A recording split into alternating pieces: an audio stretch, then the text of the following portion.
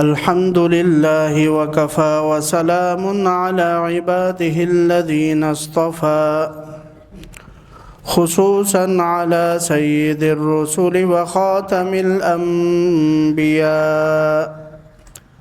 أما بعد فأعوذ بالله من الشيطان الرجيم بسم الله الرحمن الرحيم يا أيها الذين آمنوا كتب عليكم الصيام كما كتب على الذين من قبلكم لعلكم تتقون وقال النبي صلى الله عليه وسلم رب صائم ليس له من صيامه إلا الجوع ورب قائم ليس له من قيامه إلا السهر وقال رسول الله صلى الله عليه وسلم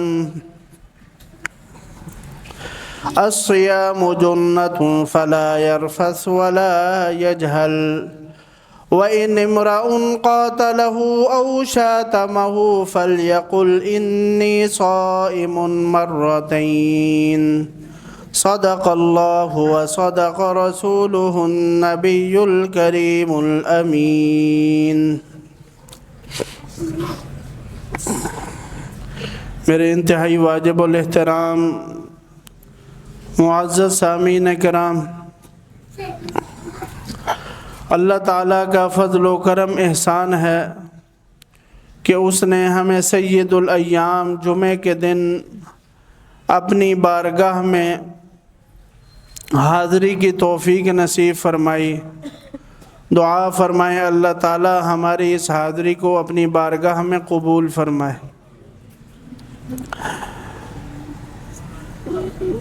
اس پرفتن دور کے اندر ہر طرف مادی دنیا کے حصول کے لیے محنت ہو رہی ہے، ایک طرف اللہ تعالیٰ اور اس کا نظام ہے اور اس کے مقابلے میں دنیا اور اس کے فتنے ہیں۔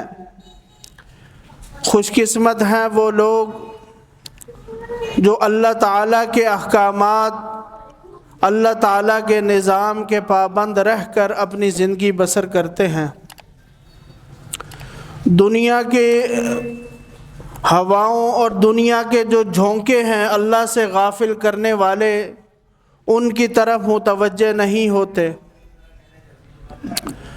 اور پھر اللہ تعالیٰ کا ہم پر یہ بھی احسان ہے کہ اس نے ہمیں اس چیز کی مشق کے لیے، اس چیز کی عادت بنانے کے لیے کہ دنیا کی جتنی بھی مادی طاقتیں ہیں، دنیا کے جو فتنے ہیں، نفس اور شیطان ہیں، یہ جو اللہ سے غافل کرنے والے ہیں، ان سے بچنے کی جو عادت بنانی ہے، اس کے لیے اللہ تعالیٰ نے ہمیں رمضان المبارک کا مہینہ عطا فرمایا۔ رمضان المبارک جو بندہ اس کو قیمتی بناتا ہے وہی اسی کے لیے یہ مبارک بنتا ہے۔ تو رمضان المبارک کو قیمتی بنانے کے لیے پیارے نبی صلی اللہ علیہ وآلہ وسلم نے 1450 سال پہلے جب رمضان کے روزے فرض ہوئے تو آپ نے شعبان میں ایک طویل خطبہ ارشاد فرمایا، جس کی چند باتیں آپ کے سامنے پچھلی نشست میں عرض کی تھی کہ آپ صلی اللہ علیہ وآلہ وسلم نے اس مہینے کی فضیلت بیان فرمائی اور فرمایا کہ اس مہینے میں جو نفل پڑھے گا اس کو فرض نماز کا ثواب ملے گا، اور جو فرض پڑھے گا اس کو 70 فرضوں کا ثواب ملے گا۔ اور پھر فرمایا وَهُوَ شَهْرُ الصَّبْرِ کہ یہ صبر کا مہینہ ہے، یہ صبر کا مہینہ ہے کہ بندہ کن چیزوں سے صبر کرے گا، جس کو علماء نے، فقہا نے روزے کے ارکان بتلایا ہے کہ روزے کے ارکان میں سے یہ صبر بھی ہے۔ اور ارکان یہ ہیں، سب سے پہلے تو روزہ رکھا جائے اللہ کی رضا کے لیے، اللہ کو خوش کرنے کے لیے، کیونکہ مومن کا مقصد زندگی یہی ہے کہ میں کس طرح اللہ کو خوش کر کے دوبارہ جنت میں پہنچ جاؤں۔ جس جنت سے ہمیں نکالا گیا تھا وہ اللہ کی رضا کی جگہ ہے، تو اللہ کی رضا کی جگہ جانے کے لیے اللہ کی رضا والے اعمال کرنے پڑیں گے۔ تو اللہ کی رضا والے اعمال کرنے کے لیے ہمیں ہر عمل سے پہلے اللہ کی راضی اور ناراضگی دونوں کو سوچنا ہوگا کہ اس سے میرے اللہ خوش ہوں گے یا ناراض ہوں گے۔ تو روزے میں پہلا رکن کیا ہے کہ اللہ کی رضا کے لیے روزہ رکھا جائے۔ اور آپ صلی اللہ علیہ وآلہ وسلم کی حدیث کا مفہوم ہے، حدیث قدسی ہے کہ اللہ تعالیٰ فرماتے ہیں روزہ میرے لیے ہے۔ اس کا مطلب کیا ہے کہ اس میں دکھلاوا نہیں ہوتا، یعنی کوئی بندہ ایسا نہیں ہے کہ اگر وہ اکیلا بھی ہے یا سب کے سامنے ہے وہ کوئی دکھلاوا کر رہا ہے۔ اس میں دکھلاوا اور ریا آ ہی نہیں سکتا، اس لیے فرمایا روزہ میرے لیے ہے اور میں اس کی جزا دوں گا۔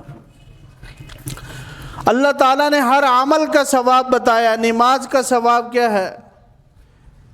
نماز کا ثواب کہ اس کو اپنی ضمانت پہ جنت میں داخل کروں گا، اور جو نماز پڑھے گا اس کے اگلے پچھلے گناہ معاف کروں گا۔ لیکن روزے کے لیے فرمایا کہ وانا اجزی بہی، کہ میں ہی اس کی جزا ہوں۔ اور ایک حدیث میں ہے کہ روزہ میرے لیے ہے اور اس کی جزا بھی میں دوں گا، وانا اجزی لی، کہ اس کی جزا میرے ذمہ ہے۔ تو روزہ اتنی اہم عبادت ہے کہ آپ صلی اللہ علیہ وآلہ وسلم نے اس کی اہمیت بتلانے کے لیے ایک طویل خطبہ ارشاد فرمایا صحابہ کو جمع کر کے۔ تو یہ چیز بھی ہمیں بتلاتی ہے کہ یہ کوئی عام مہینہ نہیں ہے جس کے لیے آپ صلی اللہ علیہ وسلم نے اتنا اہتمام فرمایا۔ اور فرمایا کہ وَهُوَ شَهْرُ الصَّبْرِ، یہ صبر کا مہینہ ہے، اور وَالصَّبْرُ ثَوَابُهُ الْجَنَّةُ، اور صبر کا ثواب جنت ہے۔ اور صبر کے بارے میں قرآن پاک میں اِنَّمَا يُوَفَّى الصَّابِرُونَ أَجْرَهُمْ بِغَيْرِ حساب۔ تو صبر کن چیزوں سے ہوگا؟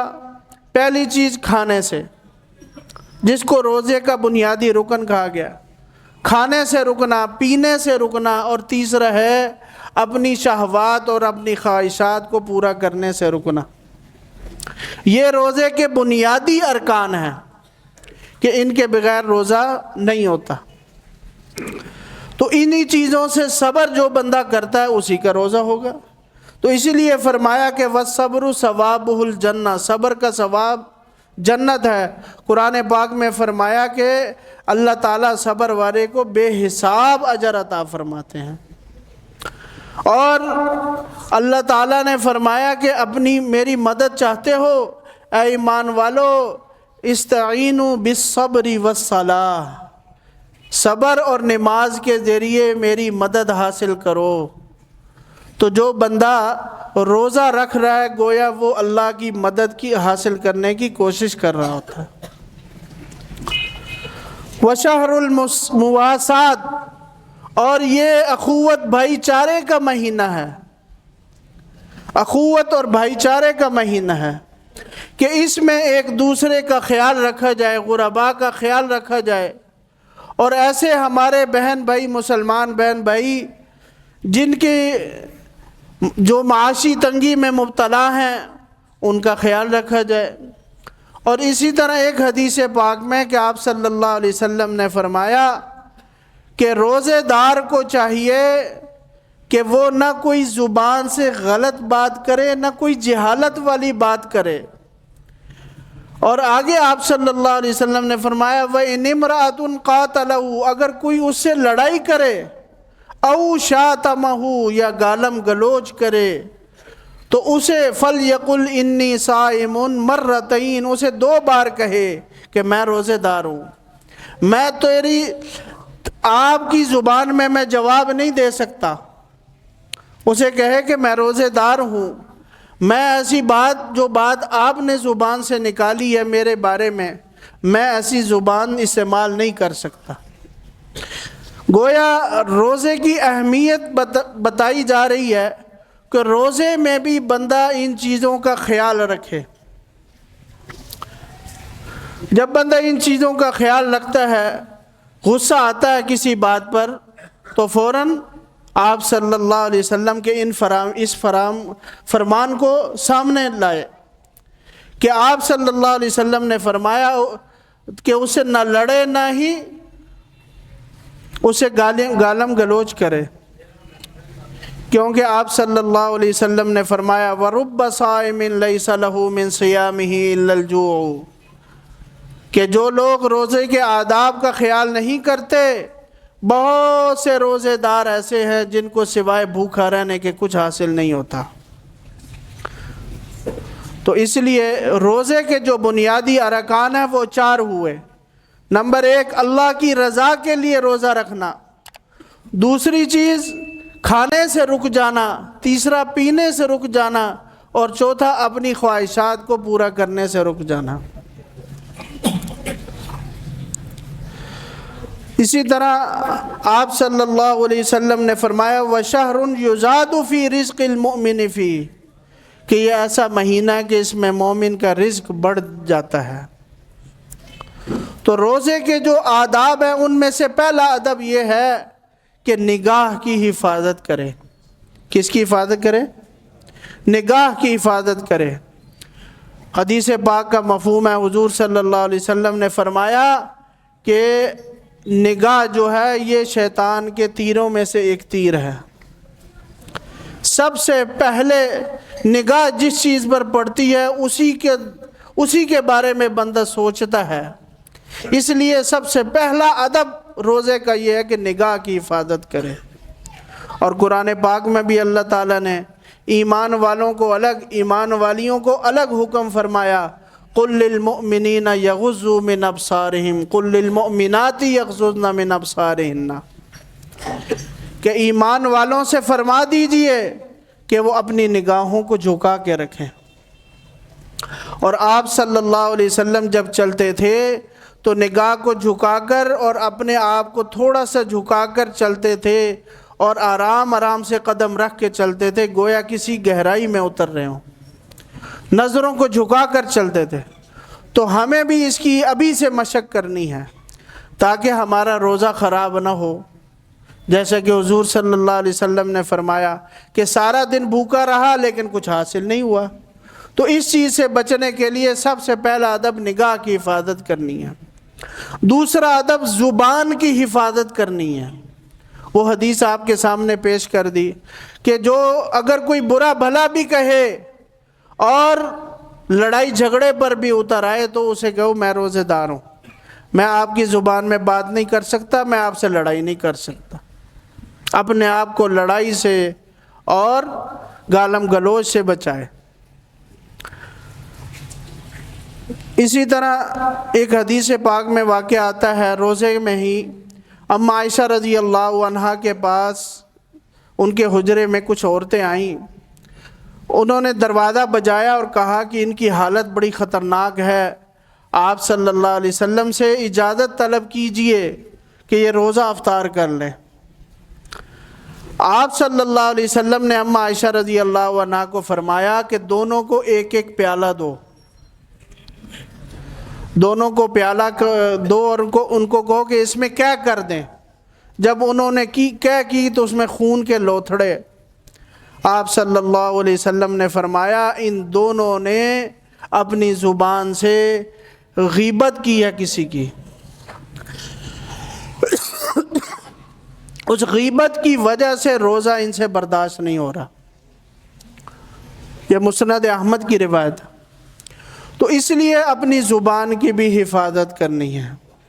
تیسرا ادب یہ ہے کہ کان کی بھی حفاظت کی جائے، کان میں ایسی کوئی بات نہ سنی جائے، گانا یا اس طرح کی ساؤنڈ وغیرہ جو شریعت کے خلاف ہے۔ اور چوتھا ادب کہ باقی اعضاء کی بھی حفاظت کی جائے۔ بہت سے لوگ ایسے ہیں جو سارا سال اس بات کی پرواہ ہی نہیں کرتے کہ میری کمائی کیسی ہے، اور پھر رمضان میں افطاری بھی کرواتے ہیں۔ تو اس لیے آپ صلی اللہ علیہ وسلم نے فرمایا کہ بہت سے روزے دار ایسے ہیں جن کو سوائے بھوکا رہنے کے کچھ حاصل نہیں ہوتا۔ تو اس لیے امام غزالی رحمۃ اللہ علیہ فرماتے ہیں کہ یہ حدیث آپ صلی اللہ علیہ وسلم نے ان لوگوں کے بارے میں ارشاد فرمائی ہے جو روزہ تو حلال چیز سے رکھتے ہیں لیکن افطاری میں حرام چیزوں کا استعمال کرتے ہیں۔ تو ان چیزوں کا خیال رکھتے ہوئے روزہ رکھنا چاہیے۔ پانچواں فرمایا افطار، روزے کا ادب یہ کہ افطاری اور سحری میں زیادہ نہ کھایا جائے، کیونکہ کھانا زیادہ کھانے سے غفلت پیدا ہوتی ہے، جب غفلت پیدا ہوتی ہے تو سستی آتی ہے، اور خواہشات کا غلبہ ہوتا ہے۔ زیادہ کھانے سے خواہشات کا جب غلبہ ہوتا ہے، غفلت آتی ہے، سستی آتی ہے، تو پھر اللہ کی طرف جو رجوع ہے یا رغبت ہے وہ کم ہو جاتی ہے۔ اس لیے فرمایا کہ افطاری اور سحری میں کم سے کم کھانا کھانا ہے۔ اس کا ذرا خیال کرنا چاہیے ہمیں کہ آج کل افطاری کے نام پر اتنی چیزیں بناتے ہیں، اور رمضان میں عام طور پر وہ لوگ بھی جو 10 لقمے پر اتفاق کرتے ہیں وہ رمضان میں 20 لقمے کھا رہے ہوتے ہیں۔ اور انسان کا جو پیٹ ہے وہ کھانے کی چیزوں سے نہیں بھرتا۔ حدیث پاک مسند احمد کی روایت ہے، آپ صلی اللہ علیہ وسلم نے فرمایا کہ ابن آدم کا پیٹ وہ زمین کی مٹی کے علاوہ کوئی چیز نہیں بھر سکتی۔ تو اس لیے کھانے جو سامنے آ جائے اور بندے کی کوشش ہو کہ ساری چیزیں کھاؤں، تو یہ اس کا خیال رکھا جائے کہ اس سے جو اللہ تعالیٰ نے مجھے ایک قیمتی وقت عطا فرمایا رمضان المبارک کا، کہیں میں اس سے غافل تو نہیں ہو جاؤں گا۔ زیادہ افطاری کر لی، اب تراویح نہیں پڑھی جا رہی، خنودگی طاری ہے، تو اس لیے ان چیزوں کا اہتمام کیا جائے۔ تو پانچواں ادب یہ ہے کہ سحری میں اور افطاری میں کھانے پینے کی زیادتی نہ کی جائے۔ اور چھٹا ادب یہ ہے کہ اللہ تعالیٰ کا خوف بھی ہو۔ روزانہ روزے افطاری کے وقت دعائیں قبول ہوتی ہیں، اللہ تعالیٰ سے معافی مانگے کہ یا اللہ روزے کے آداب جو مجھے بجا لانے چاہیے تھے میں نہیں بجا لایا، مجھے معاف کر دیجیے۔ اللہ کا خوف، اللہ سے معافی بھی مانگے، اور اللہ تعالیٰ سے امید بھی رکھے ثواب کی کہ یہ اللہ تعالیٰ اس کو قبول فرمائیں گے، اور اللہ تعالیٰ سے معافی مانگتے ہوئے اس مہینے کو گزارا جائے۔ حضور صلی اللہ علیہ وسلم نے فرمایا کہ اس رمضان کی وجہ سے میری امت کو 5 خصوصیتیں عطا فرمائی گئی ہیں۔ پہلی خصوصیت فَمِ الصَّائِمِ أَطْيَبُ عِندَ اللَّهِ مِن رِّيحِ الْمِسْكِ، کہ اللہ تعالیٰ کو جو معدہ خالی رہنے کی وجہ سے جو معدے میں منہ میں سمیل پیدا ہو جاتی ہے، بو پیدا ہو جاتی ہے، وہ اللہ تعالیٰ کو مشک سے زیادہ پسندیدہ ہے۔ دوسری چیز فرمائی وَتَسْتَغْفِرُ لَهُمُ الْحِيتَانُ حَتَّى يُفْطِرُوا، کہ سمندر کی مچھلیاں روزے دار کے لیے استغفار کرتی رہتی ہیں یہاں تک کہ وہ افطاری کر لیں۔ یہ اس امت کی خصوصیت۔ تیسری چیز فرمائی وَيُزَيِّنُ اللَّهُ عَزَّ وَجَلَّ كُلَّ يَوْمٍ جَنَّتَهُ، کہ اللہ تعالیٰ روزانہ جنت کو روزے دار کے لیے آراستہ فرماتے ہیں، خوبصورتی تزئین و آرائش کرتے ہیں روزانہ روزے دار کے لیے،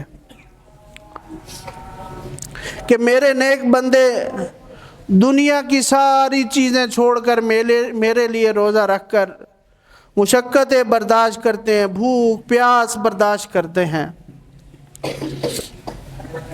اور چوتھی چیز فرمائی وَتُصَفَّدُ فِيهِ مَرَدَةُ الشَّيَاطِينِ فَلَا يَخْلُصُ فِيهِ، کہ اس میں شیطان قید کر دیے جاتے ہیں یہاں تک کہ رمضان مکمل ہو جائے۔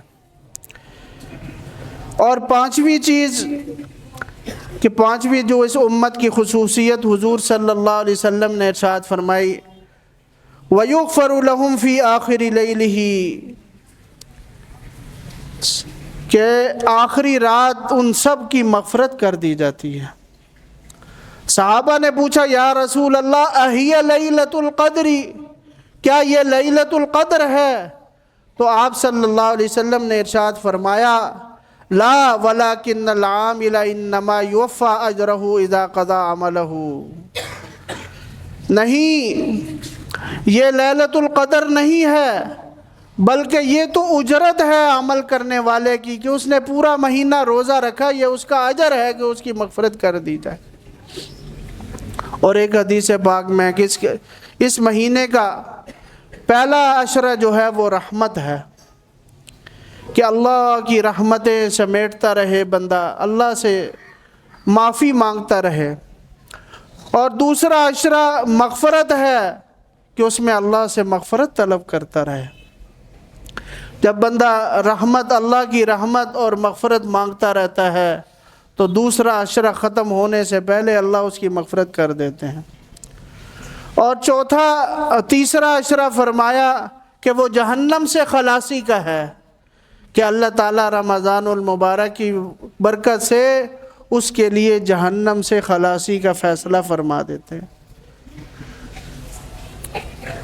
تو یہ اللہ تعالیٰ نے ہمیں اتنی فضیلت والا اتنی برکتوں والا مہینہ عطا فرمایا ہے، اور یہ روزے صرف ہم پر فرض نہیں ہیں، بلکہ جو آیت آپ کے سامنے تلاوت کی اس میں اللہ تعالیٰ فرما رہے ہیں کہ تم سے پہلے لوگوں پر بھی روزے فرض کیے گئے تھے، اور روزے کا مقصد بتایا لعلکم تتقون، تاکہ تمہارے دلوں میں میرا ڈر پیدا ہو جائے۔ تو دنیا میں جو زندگی گزارنی ہے اس کا مقصد ہی تب ہی حاصل ہو سکتا ہے، تب بھی بندہ اس کو پورا کر سکتا ہے اس مقصد کو جب اللہ کا ڈر ہوگا، اللہ کا خوف ہوگا، اللہ کا شوق ہوگا۔ جب اللہ کا شوق اور خوف پیدا ہو جائے تو پھر انسان کے لیے زندگی میں اللہ کی مرضی کے مطابق زندگی بسر کرنا آسان ہو جاتا ہے۔ اس لیے ہمیں کوشش کرنی چاہیے کہ جتنا بھی وقت ملا ہے ابھی رمضان سے پہلے اس کی کوشش کریں کہ جو چیزیں رمضان میں ہمیں چھوڑنی ہے، کچھ چیزیں اپنانی ہیں، کچھ چیزیں چھوڑنی ہیں۔ جیسے کھانا ہے اس کو کم سے کم کرنا شروع کر دیں۔ اسی طرح جن چیزوں کی عادت ڈالنی ہے، وہ تلاوت ہے، ذکر اذکار ہے، نوافل ہے، ان کی عادت ڈالیں۔ بلکہ حضور صلی اللہ علیہ وسلم کے بارے میں آتا ہے کہ آپ شعبان المبارک میں کثرت سے روزہ رکھتے تھے تاکہ رمضان المبارک میں روزے رکھنے آسان ہو جائیں۔ تو اس کی بھی کوشش کرے کہ کم از کم اتوار کے دن کا روزہ رکھ لیا جائے، یا جس دن پتہ ہو کہ چھٹی ہے اور آسانی سے کوئی کام بھی نہیں ہے اس دن روزہ رکھ لیا جائے۔ تو اس کی برکت سے اللہ تعالیٰ رمضان المبارک میں بھی آسانی والا معاملہ فرمائیں، تو اس کی کوشش کریں گے نا انشاءاللہ۔ تو رمضان المبارک کے جو آداب آپ کے سامنے پیش کیے گئے، ان کا خیال رکھتے ہوئے اگر ہم روزہ رکھیں گے تو انشاءاللہ تعالی ہمیں روزے کا مقصد بھی حاصل ہوگا۔ اور رات کے بارے میں، یہ تو دن کا روزہ، رات کے بارے میں حضور صلی اللہ علیہ وسلم نے فرمایا کہ جس نے رات کا قیام کیا اللہ کی رضا کے لیے، اللہ تعالیٰ اس کی مغفرت فرما دے گا۔ اور جو حضرت سلمان فارسی رضی اللہ عنہ کی حدیث جو آپ صلی اللہ علیہ وسلم نے شعبان میں کے خطبے میں ارشاد فرمائی، اس میں بھی رات کی فضیلت ہے کہ رات کا قیام کیا جائے۔ اور وہ قیام کیا کم از کم کیا ہے کہ 20 تراویح پڑھی جائیں۔ 20 تراویح کا جو اہتمام کرتا ہے، علماء نے لکھا ہے کہ اس کی جو 11 مہینے کی نمازیں ہیں، اللہ تعالیٰ اس کی برکت سے اس کی بھی تلافی فرما دیتا۔ اس میں کوئی کمی کوتاہی ہو جائے تو اللہ تعالیٰ 20 تراویح کا جو پورا مہینہ اہتمام کرتا ہے اس کی تلافی فرما دیتے ہیں۔ ہم میں سے کوئی بھی ایسا بندہ نہیں ہے کہ جو یہ دعویٰ کرے کہ میں پورا سال جو ہے جس طرح مجھے نماز پڑھنی چاہیے تھی اللہ کے لیے اس طرح میں نے نماز پڑھی ہے۔ ہر آدمی کو اپنا پتہ ہے، تو اس کی تلافی کے لیے عقلی طور پر بھی علماء نے لکھا ہے کہ 20 رکعتیں ادا کی جائیں، کیونکہ 17 رکعتیں تو صرف فرائض کی ہیں جو ہم پورا دن میں پڑھتے ہیں، فجر کی 2، ظہر کی 4، عصر کی 4، مغرب کی 3، عشاء کی 4 اور 3 وتر، یہ ملا کے یہ تو ضروری ہے ہم نے پڑھنے ہی پڑھنے ہیں۔ تو ان کی تلافی کے لیے اگر ہم 20 رکعتیں ایک مہینہ پڑھ لیں گے تو اللہ تعالیٰ 11 مہینے جو ہے وہ جو کمی کوتاہی ہوگی وہ اللہ تعالیٰ معاف فرما دیں۔ تو ویسے بھی رمضان المبارک میں حدیث پاک کا مفہوم ہے کہ آپ صلی اللہ علیہ وسلم نے فرمایا کہ تنافس کو اختیار کرو۔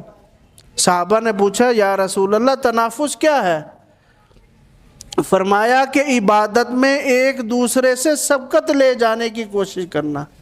جیسے ہم دنیا کے بارے میں بہت عقل مند ہیں کہ دنیا کی چیزوں میں ایک دوسرے سے بڑھنے کی کوشش کرتے ہیں، ایسے ہی آپ صلی اللہ علیہ وسلم نے حکم فرمایا کہ تنافس کو اختیار کرو۔ تو صحابہ نے پھر اس چیز کو پکڑ لیا۔ بہت سے صحابہ ایسے تھے جو ساری رات جو ہے وہ تہجد میں گزارتے، تراویحوں کے بعد۔ شیخ الحدیث مولانا زکریا رحمہ اللہ کے بارے میں آتا ہے کہ آپ روزانہ جو ہے کم از کم ایک قرآن، دن اور رات میں ایک قرآن پڑھتے تھے۔ وہ اس طرح کہ تراویح میں جو قرآن سنانا ہوتا اسی کو اتنا پڑھتے تھے کہ وہ ایک قرآن کے برابر ہو جاتا۔ تو ہم بھی کوشش کریں، جتنی اپنی ہمت ہے، استطاعت ہے، دکان میں گئے ہیں، گاہک نہیں ہے تو یا تسبیحات کر لیں اور یا پھر قرآن پاک کی تلاوت کر لیں، اور ہر وقت باوضو رہنے کی کوشش کریں۔ انشاءاللہ اس کا فائدہ یہ ہوگا کہ جیسے ہی نماز کا وقت ہوگا آپ فوراً جا کے نماز پڑھ کے واپس آ جائیں گے۔ گاہک نہیں ہے دکان پہ تو قرآن کی تلاوت ہو جائے گی۔ تو باوضو رہنے کی بھی کوشش کریں تو انشاءاللہ تعالی رمضان المبارک کی جو برکات ہیں، جو آپ صلی اللہ علیہ وسلم کے بارے میں آتا ہے کہ رمضان المبارک میں تو آخری عشرے میں خاص طور پر اپنی کمر کو باندھ لیتے تھے اور خوب عبادت کرتے تھے۔ تو گویا یہ اللہ کو راضی کرنے کا مہینہ ہے کہ اللہ کی خوب عبادت کی جائے۔ یہ اللہ کا مہمان ہے، جب ہم اس کی مہمان کی قدردانی کریں گے تو اللہ ہماری بھی قدردانی کریں گے۔ جب اللہ نہیں کرتا ہے تو اس کی ہر خواہش پوری کرتا ہے۔ تو جو بندہ چاہتا ہے کہ اللہ تعالیٰ میری ساری نیک خواہشات کو پورا کرے، وہ اللہ کے اس مہمان کی قدردانی کرے، اپنے اوقات کو قیمتی بنانے کے لیے ترتیب دیں کہ میں نے صبح اٹھنے کے بعد کیا اور رات سونے تک کیا کیا کرنا ہے، اور کتنی دیر سونا ہے، اور کتنی دیر تلاوت کرنی ہے۔ اس کی جب ہم ترتیب بنائیں گے، اللہ سے مانگیں گے، اللہ عمل کی بھی توفیق عطا فرمائیں گے۔ اللہ تعالی ہم سب کو اس کی توفیق عطا فرمائے۔ وآخر دعوانا ان الحمدللہ رب العالمین۔ انوار ختم نبوت ٹرسٹ پاکستان